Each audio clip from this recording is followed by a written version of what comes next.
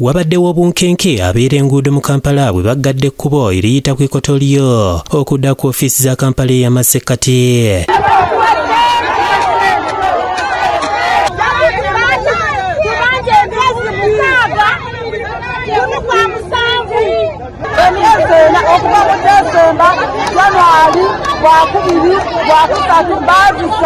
Ekkubo baliyemu kasasiro n'okwogerera waggulu nga bebalumiriza Kiweewa Sadat akulira Solid Waste Management okuviirako emivuyo egibalemesa okusasulwa okukosa n'ensimbi zaabwe za NSSF ezibasalibwako nga n'abatuuka emyaka egy'okuzifuna tezibaweebwanga.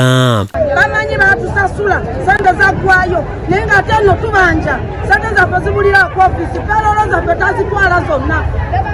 Atwala peerolo z'omwezi gumu omulala n'agubuka n'atwala mukono abaseveniiru lwaki atumeza obanya myezi mekama mukaaga yantuna museveniiru ne baddemu ne banzijamu kuva mu Desemba n'afunye mwezi gwakuna gwokka. Kiweewa Sadat tumukoye yesolidde ofiisi yekajiko n'attabula nkozi okuva mu 27 nga nkolera emitwalo 9 paka olwaleero mu 224 waliwo omukamaato gwe baleeta ku division bamuyita Sadat.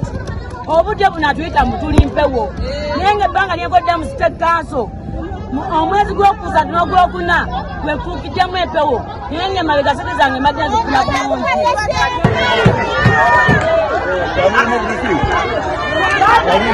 Ab'ebyokwerinda nabo batuuse mangu okukakkanya embeera era gye biggweredde ng'omu ku bbo akwatiddwa.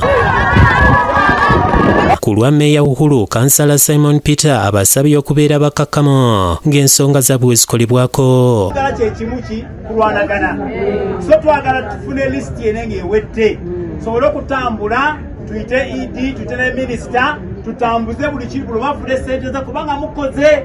Gye buvuddeko minisita wa Kampala Hajat Misa Kabanda yategeeza nga KCCA bwe yali efunye obuwumbi 13 mu mbalire y'ennyongereza okusasula abeera enguudo z'ekibuga. Wetuviiridde mu kifo kino ng'okwewandiisa kutandise era abakozi ababadde mu nnyiriri obwedda babuuzibwa ebibakwatako.